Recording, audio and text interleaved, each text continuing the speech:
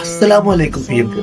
അപ്പൊ റംസാനിൽ ഞാൻ എൻ്റെ ഒരു ഡേ എങ്ങനെയാണ് സ്പെൻഡ് ആക്കുന്നത് നിങ്ങൾക്ക് കാണിച്ചു തരാം. So welcome, this is day 18.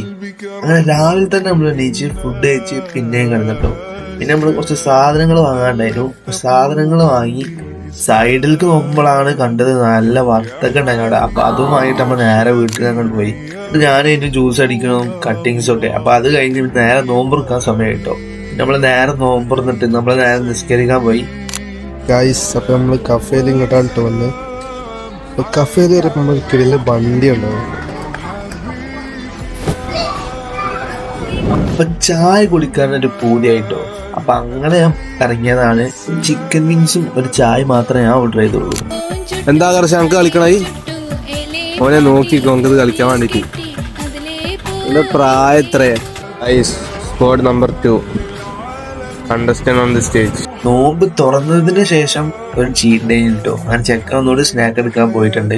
അങ്ങനെ അത് കഴിഞ്ഞ് വീട്ടിലെത്തി ലൈറ്റ് ആയിട്ടൊന്ന് ഫുഡ് കഴിച്ച് പിന്നെ നമ്മളൊന്ന് കിടന്നിട്ടോ. അപ്പൊ അത്രേ ഉള്ളൂ. അസ്സലാമു അലൈക്കും, ഗുഡ് നൈറ്റ്.